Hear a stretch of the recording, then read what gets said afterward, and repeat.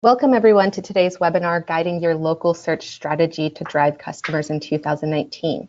We'll be starting in just a couple minutes, so go ahead and sit tight. We'll give everyone a couple more minutes to join.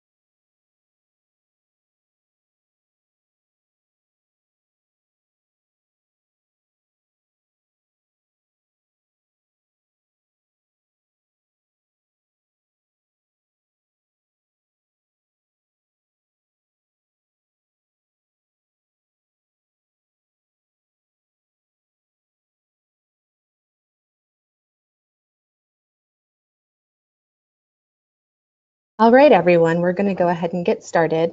Thank you for joining us for our presentation on guiding your local search strategy to drive customers in 2019. Before we begin, just a few housekeeping items. If you have Twitter, please know that we're going to be live tweeting from our handle at Rio_SEO. So feel free to follow along and make sure if you tweet, just hashtag RioSEO. You also have the ability in the chat box on the webinar to submit any questions you have, and if we have time afterwards, we will go ahead and answer those for you, and if not, we'll follow up after the webinar with your questions and answers via email.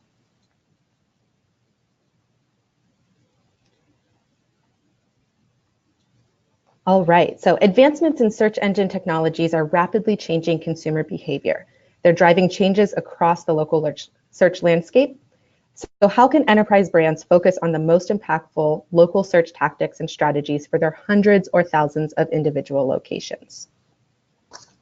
My name is Crystal Tang, and I am the Listings Product Specialist here at Rio SEO, and we have two great guests that are joining us. First, we have Steve Wiedemann, the president of the Wiedemann Consulting Group. He's a senior search strategist for a handful of notable e-commerce brands and has spent his career in local SEO studying, experimenting, and measuring results in Google Maps, organic, the 3-pack, listings, voice search, everything you can think of when it comes to local. Our other guest today that's going to be presenting is Brian Smith, who's the Director of Data Partnerships and Local Strategy here at Rio SEO. He has over a decade of local marketing expertise for solutions, and he consults our clients on handling the most vexing local visibility challenges. So Brian's going to go ahead and get us started off talking about consumer digital optimization. Thank you, Crystal, and welcome everybody. I'm happy to be able to talk to you about a perplexing issue when it comes to digital optimization and specifically around the consumer journey. As you can see, the majority of things in which that we'll talk about today will be tactics in which that we at Rio have found successful in the 2018. Then we'll move into Steve Wiedemann's presentation where we'll talk about things in 2019 that you should be thinking about from strategy initiatives, so forth. So today, consumer digital optimization, what is it? It's really about optimizing your digital strategy to provide as much information as possible at the correct places for consumers to use and weight their decision process to determine if they want to do business with you. When I look at this, I break it up into two individual facets. One, things that you can do on page optimization, or things you can do off domain, or anything where a consumer can find you out in the digital ether to assess and understand you as a specific business. So we kind of breaking those up into individual facets for us today. Before I begin and getting into more of the specific details, I want to actually just set the stage. What we're dealing with local digital marketers is really two individual things, and understanding the individual purpose, what each individual thing specifically serves. When we're talking about business websites, we see that about 75% of all consumers enter a business through a branded experience via a website, which are typically looking for more information on products or services that you're specifically offering.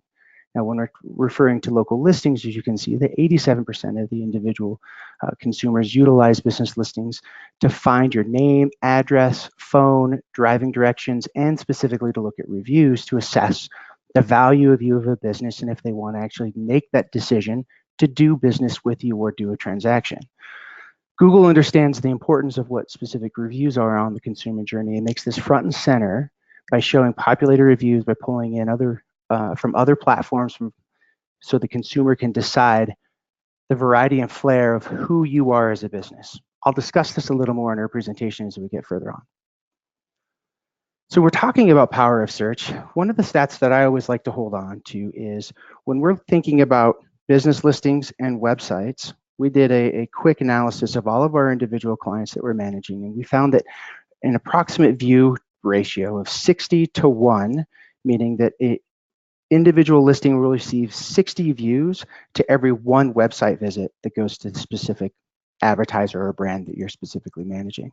It's pretty staggering when you specifically think about it, but I also want to call attention to a recent study that was done by SparkToro from Rand Fishkin that specifically calls out that 62% when we're talking about mobile search experience results in a no click at all. So Google they're continuing to evolve their product and keep the individual users within the SERP or search engine results page.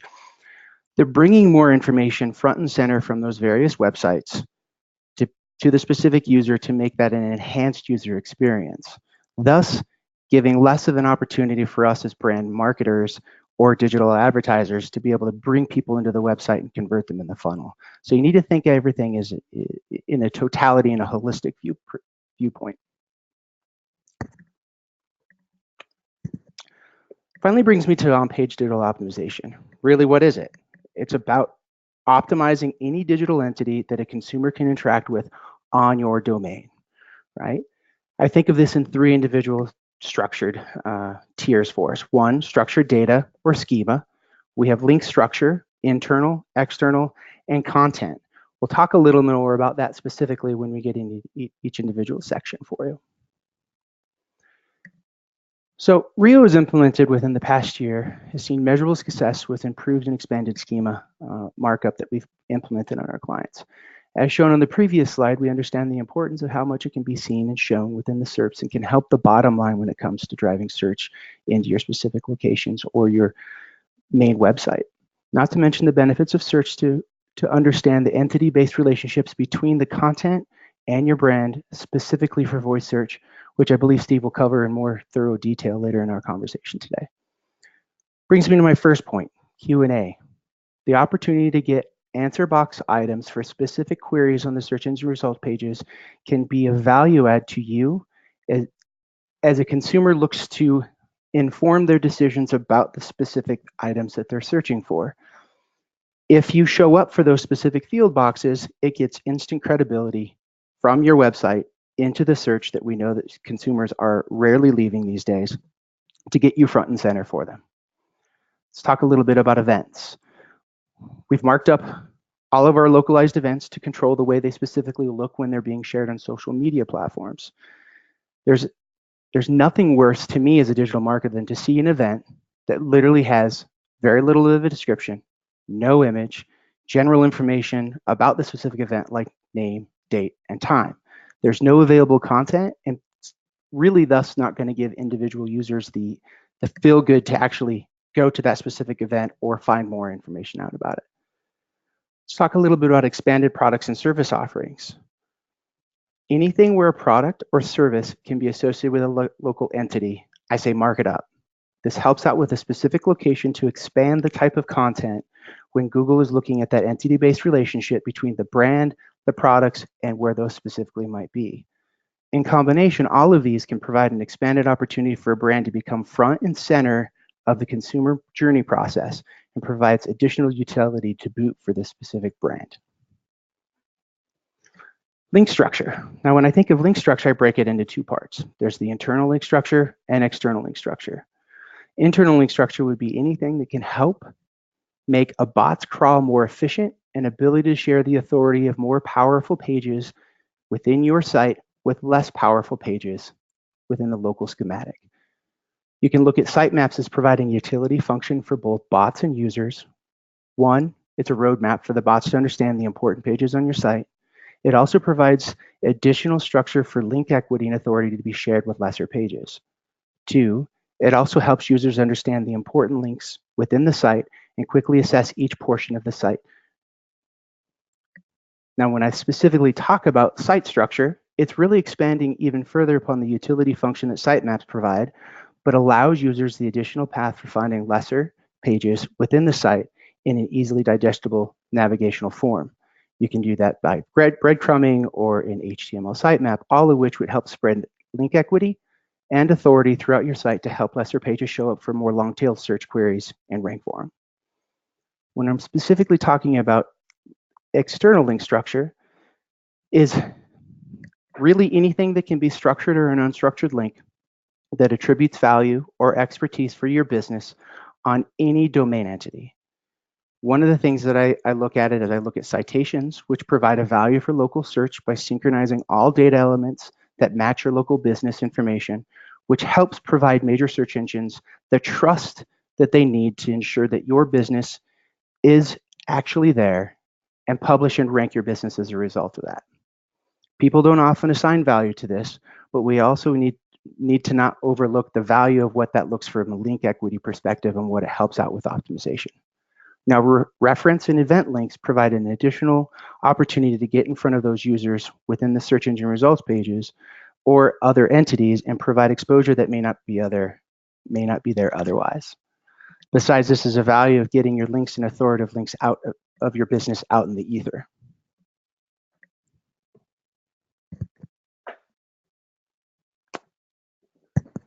Finally, it brings me to content.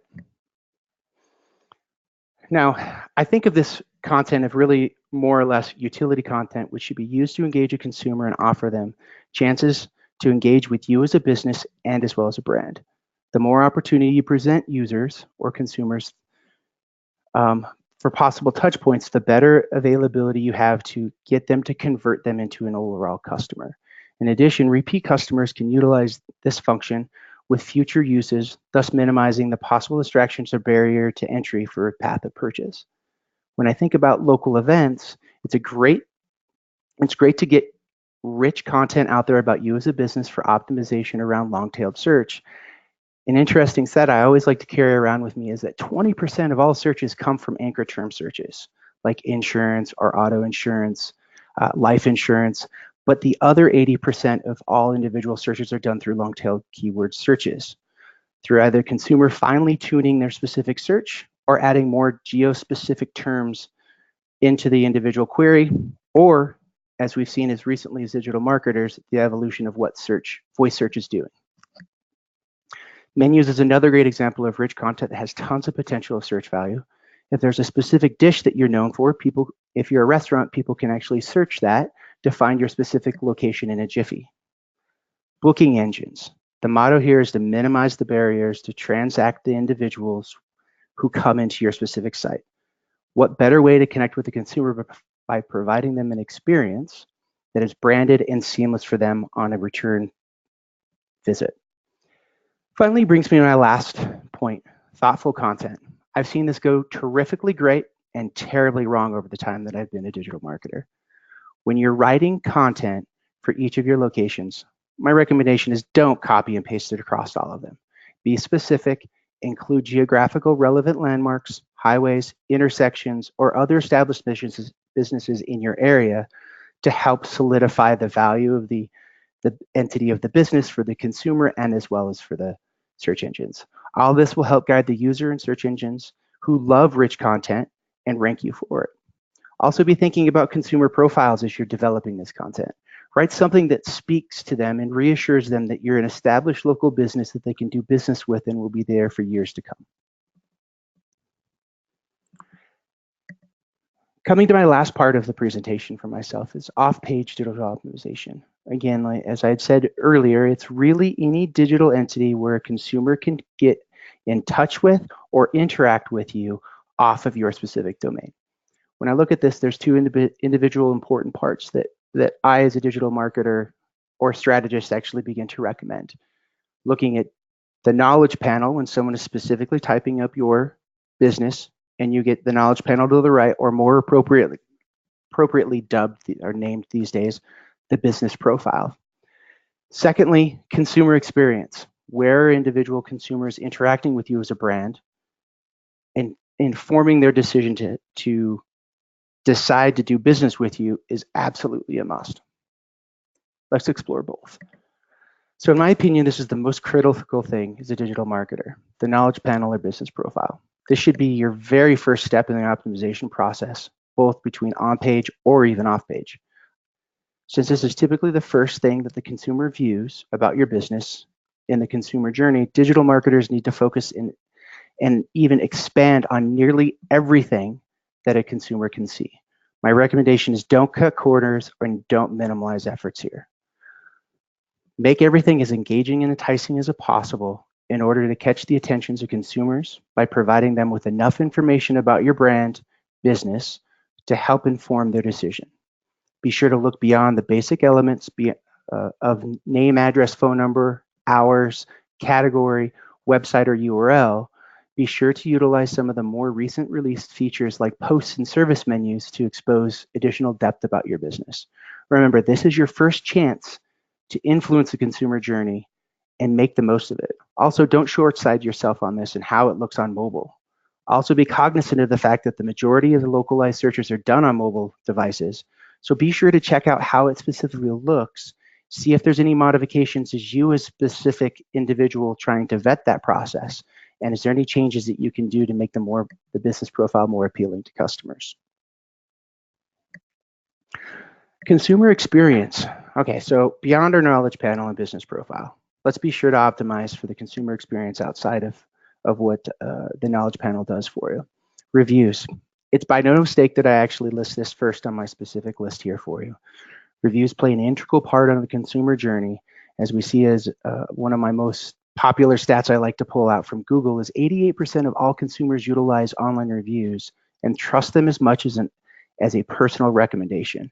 It's an incredibly powerful tool, so make sure that you're managing it either through direct management, either through a tool or in the specific business profile itself and responding to them. People do take notice of that and will assess and judge you on it. Events. People in the general sense want to do business with a member of their local community. What better way than to advertise you by adding these various events to platforms for consumers to make that individual local connection with?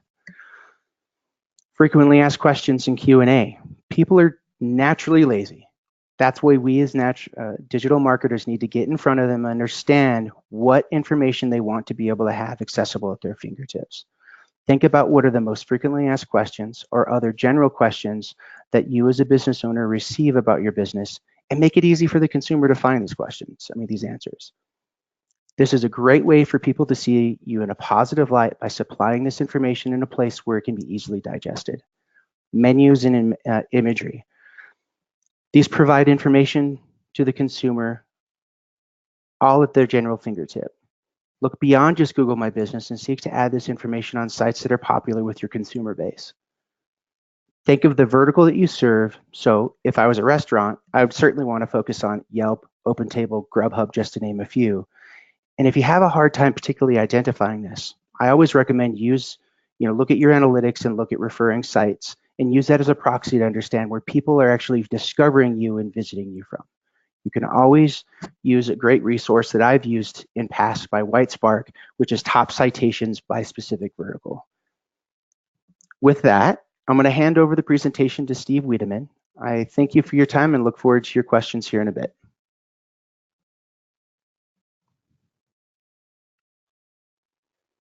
Great, thanks, Brian. Hey everyone, my name is Steve Wiedemann. My job today is to equip you with the tools that you need and the knowledge you need to future-proof yourself for what's coming down the pipeline in later in 2019 and into 2020. So I've got 5 main topics to roll through in about 6,000 slides in 12 minutes. Let's see what we can get through today. Well, the good news is it is the middle of the presentation. It's also middle of the week, right? So we're halfway there. So here are the 5 areas we're going to talk about. Solving for hands-free, not just voice.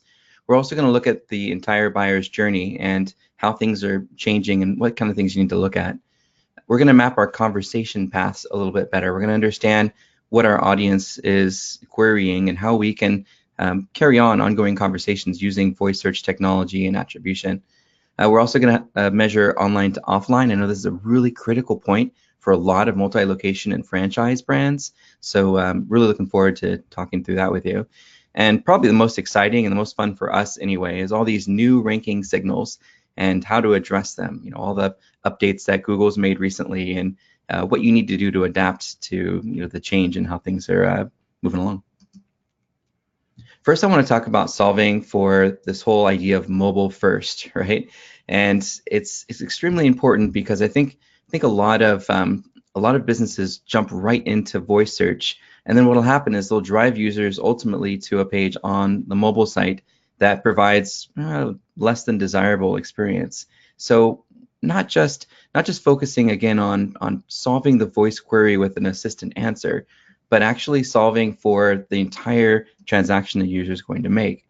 So in this screenshot, you can see a user making a voice assisted query.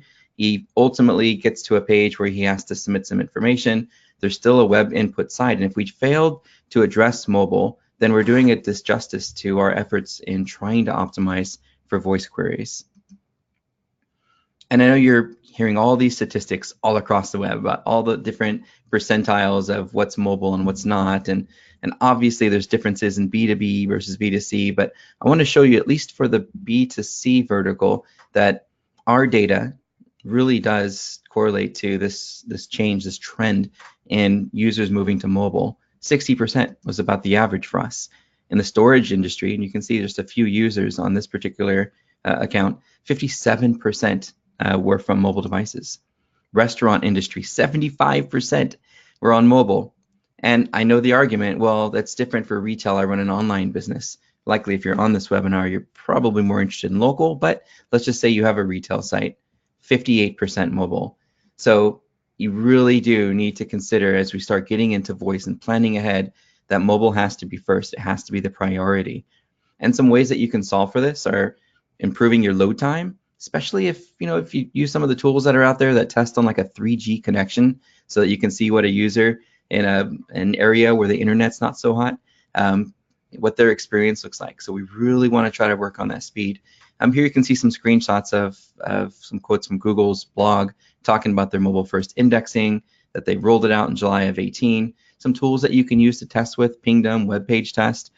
Some other things that you can do to increase speed is get rid of all the excessive functionality that your users aren't really using, like carousels and sliders and that sort of thing.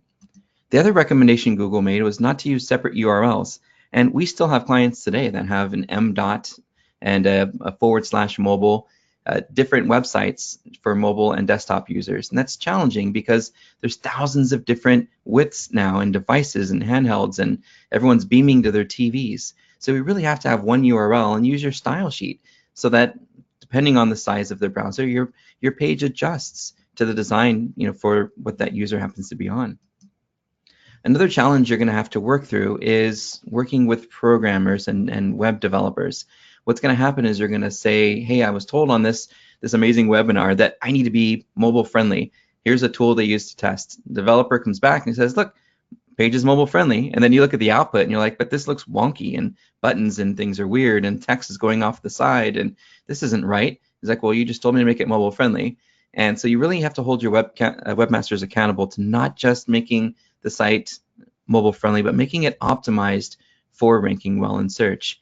And your competitors are doing this. I guarantee one of the things that they're doing every month is challenging their webmasters to provide higher improvements in bounce rates and exit rates and conversion rates. And if they're not, then you've got a competitive advantage. So take the time, ask your developers, challenge your developers, incentivize your developers to every month be improving the overall user experience. There's some tools here at the bottom. The Google Mobile Friendly Test Tool is great. The using user testing and Mechanical Turk and asking through surveys what users like about one page that's ranking better than you versus your page. Things like that all make a difference. Going back to this slide, again, it's not just making your voice search results rank in the Google search results. It's about making sure that the user gets through the entire experience. So with that in mind, there's some things that you can do very easily to things like web forms. In this case, we could use autocomplete. It's just an attribute. Add an attribute to your web form, and if the user has a history of filling out a form that uses that same attribute, all they have to do is just double tap in the cell. It autofills everything, and the user on a mobile device doesn't have to pull open their tiny little keypad and try to punch in a bunch of letters and numbers. Instead, they just double tap, autofill, and move on to the next page. Super, super fast and great user experience. Here's a resource down here you can explore for more autofill fields.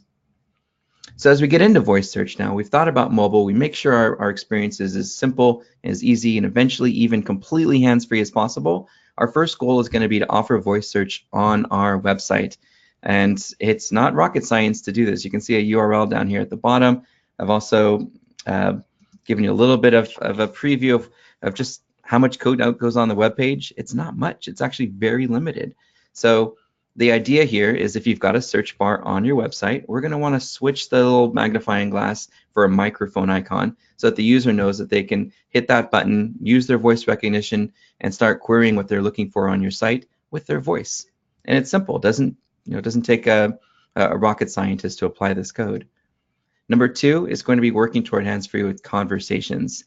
Something really amazing happened last year, and a little bit controversial because some users were saying, "Hey, this isn't real," and this was sort of a mock-up or a mock of what could be. But it doesn't matter because it's coming, and what's coming is the idea that you can have your voice assistant perform a search and complete an action without ever actually talking to a person. So a hair salon, for example, or a barber shop can go on to Google and claim their business and claim a few of the actions that they want users to take when performing voice interactions so that the user can book a reservation. They can do all sorts of really cool things without ever actually talking to a person. Really exciting. If you want to explore that a little bit more, look for the Google I/O and just search for hair appointment. So we actually did a focus group and we pulled in 60 people and we asked them to search on their laptops and then on a Google Assistant. We wanted to see the different ways that they were searching for the same thing. And we didn't tell them exactly what to search for. We just kind of gave clues because everybody's going to search a little bit differently and we don't want the queries to be the same. So in this, one of the queries, started a conversation that had us all just completely amazed at what the assistant technology can do. So this one was just asking for flight prices, and Google came back and asked us where we're looking to go, when we want to return.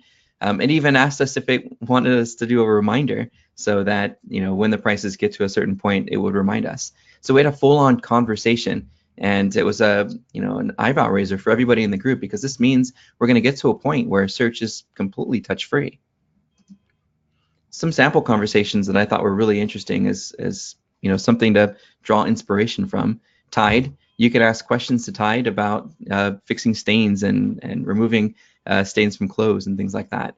With Toyota, you can actually start your car now. You just basically talk to your Alexa. It's a skill that you create, and as long as you've connected it in the right way, it'll allow you to have conversations with your Alexa device that starts your car. Uber on both Google and Amazon give you the ability now to book an Uber. So number 3 is going to be something that I'm really excited about, is position zero. I think the whole industry is. You see a lot of new podcasts coming out, like SEO is AEO, or answer engine optimization. Position zero is generally the first result that shows up in Google, and generally the result that the voice assistant will spit back at you. There's one of those statistics I had mentioned earlier. The 2020, 30% of searches will be voice. I heard something recently that it's already at 30. Pretty exciting stuff. So featured answer box is what we're talking about with position zero. Here's an example of it at the top of the search results. Some tools that you could use to get some ideas of content that might appear at the top are Storybase, SERPstat, SEMrush. A free one's Answer the Public, but it doesn't have any metrics behind it, but still some really great ideas. And this is the fastest way to start exploring voice searches, to earn featured answers, because you know so much about your business.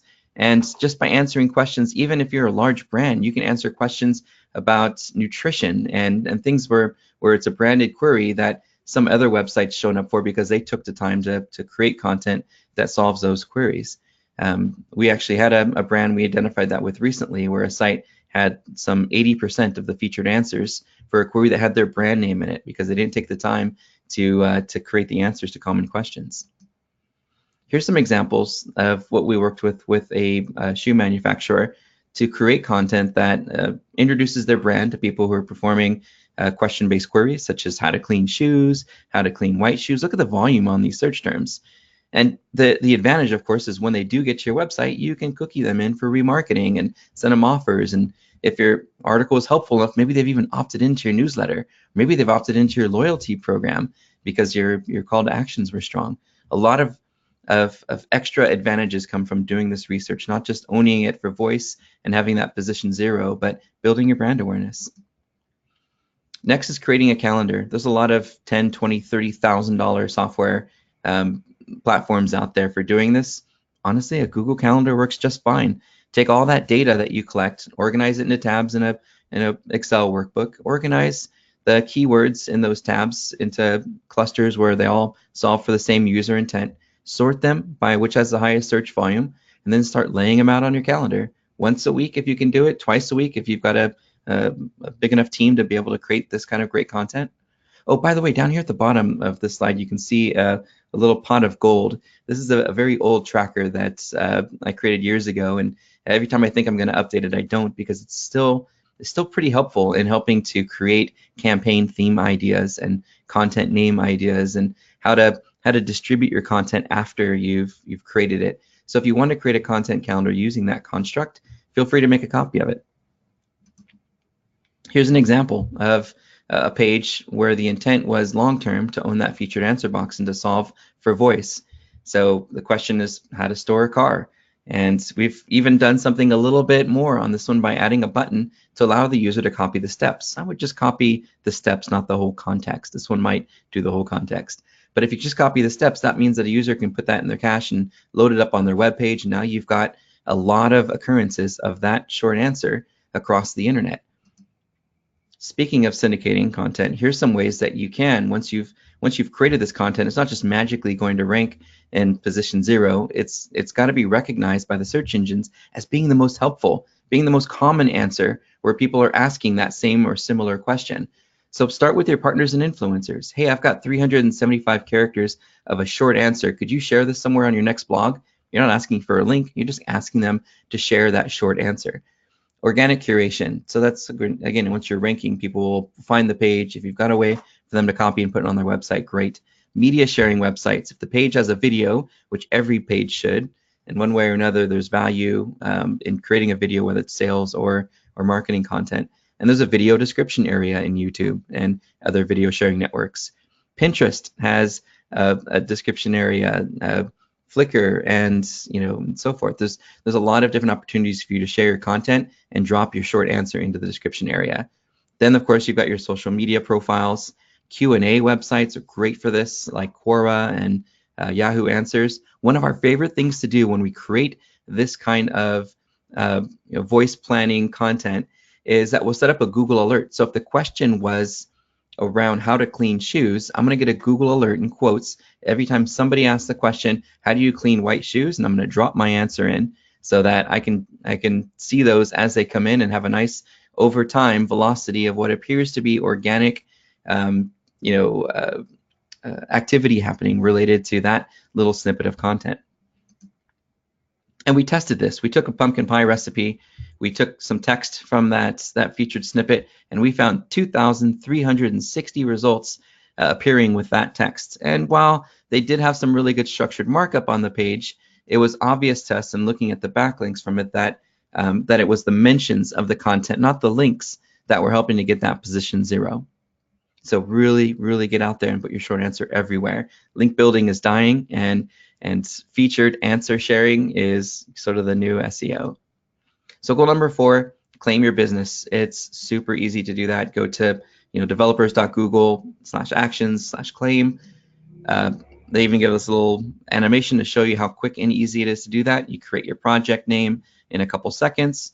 Boom, you've got your project. Now you want to create some sort of an action. The first action might be just introducing your brand. Hey, welcome to our brand. How can we help you today?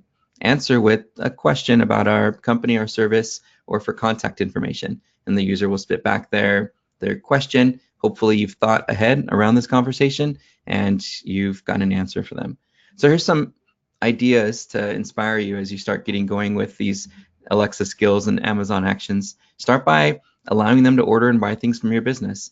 And it does take a little bit of programming and a little bit of patience to get through something at that caliber with voice, versus number 3, where you're just kind of giving basic information.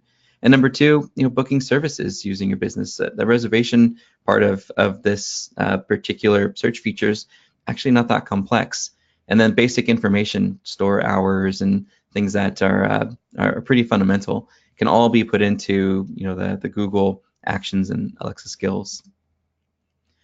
Next, we really want to study our buyer's journey more than we did in the past. And now there's so many better ways that we can do that. Google Tag Manager has gotten better. Analytics has gotten better. There's so many different ways that we can measure. We're really hung up as marketers on the last click. But in reality, our users are coming from everywhere, and we're telling them a story everywhere they go. And it might be a very redundant story right now. So if we look at our attribution, and we look at our buyer's journey and where they're coming from and what their purchase behavior is, we'll be more equipped to serve them the next part of the story. As you can see on the chart over on the right over here, I have landing page part 2, because why would we remarket to somebody and send them to the same page that didn't convert the first time? It doesn't make sense. So it's like the definition of insanity, right? Repeating the same thing over. So if we know and we understand where they are in their journey because we're paying attention to attribution, then we can continue them down the pipeline until ultimately they convert. So really study that and try to understand where your buyers are going and custom the messages based on where they are in their journey. Online to offline, I love this. This is so exciting that we can finally start tracking when somebody hits a website. In the past, they would hit your local landing page, and then they'd go to the store, and we have no idea that that it was them. And now we have the ability to do that. And there's 3 ways that you can start getting started with tracking this. First is mobile app, right? Using beacons. If you create a mobile app and you use beacon technology, it allows you to track the user from the moment they open that app up at their desk to the moment they made a purchase, hopefully online using the app while they were on site on location. If that whole transaction happens through the app or through your website or a combination of both, and you're tracking all of that, then you don't lose any data. You know exactly which search term resulted in somebody making a purchase on site. Google Ads has these new store sales. It's fantastic. It's a really great way that Google's opened up their doors to allow for us to get better data in AdWords.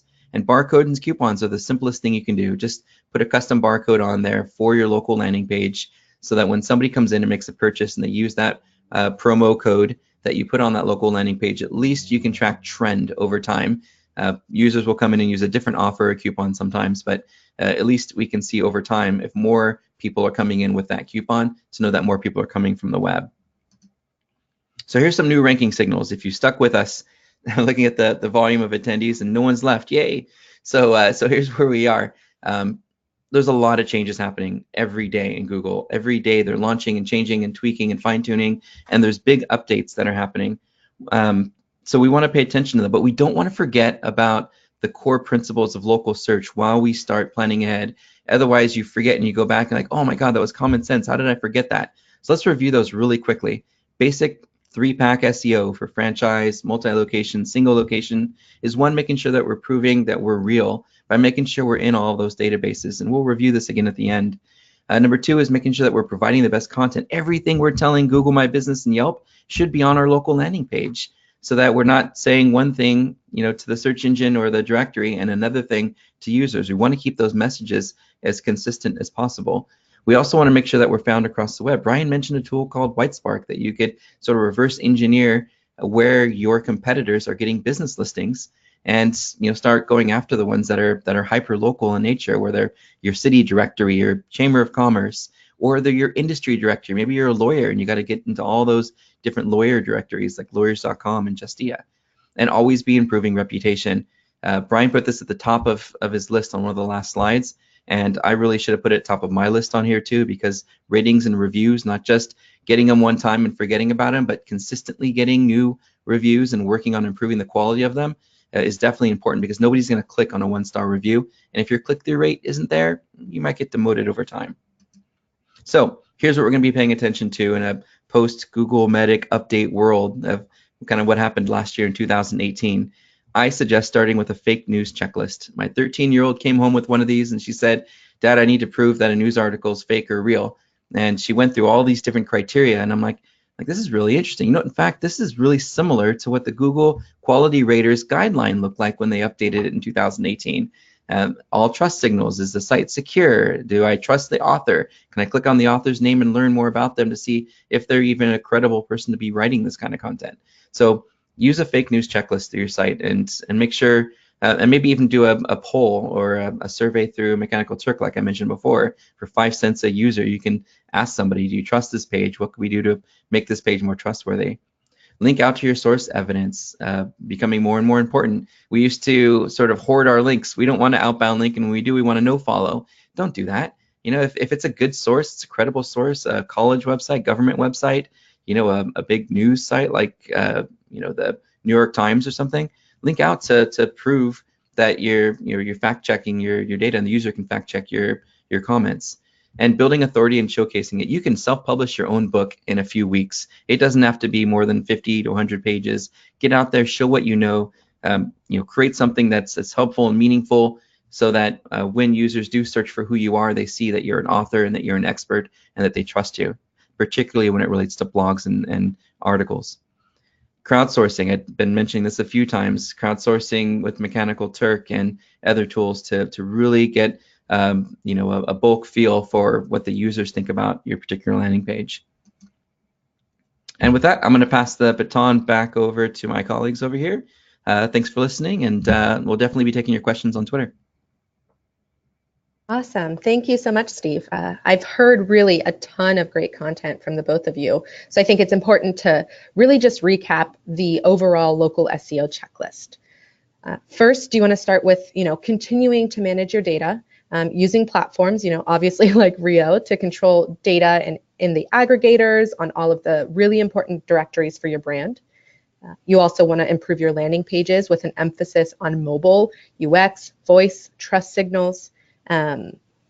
You also want to continue to grow your data syndication partnerships. So if you are in an industry that has directories that are really important, think restaurants or hotels, just make sure you're focusing on those really key directories within your industry. Next, you want to obsess over reviews. Don't give them all to Google and Yelp. Make sure you are investing in first-party reviews as well. You want to get an action plan in place for online to offline attribution. Get an action plan in place for all 3 phases of the buyer's journey: your awareness, consideration, purchase. And finally, you want to revisit remarketing and marketing automation to retain those non-converters. All right, so we are right at time. We've got a couple questions, but we're going to go ahead and email those out so that we're respectful of everyone's time. We don't keep you guys on the line any longer. We are going to have a recording that we're going to email out to all of you guys. So feel free to reach out to us, like we said, on Twitter if you have anything else, and you will get answers back to your questions shortly from our team. Thank you again to our presenters, Brian and Steve, for all your insights you gave us today. And thank you to everyone who joined our webinar. If you'd like more information, just visit our website and we'll have more webinars in the future. Yeah. Thanks. Hey, Crystal, could you share with everybody? I think there's a couple questions coming through about what hashtag they should use for the specific questions they want to send our way. Oh, yes. Go ahead and hashtag Rio SEO. Perfect. Thank you so much. And it's been a pleasure, everybody. Thank you.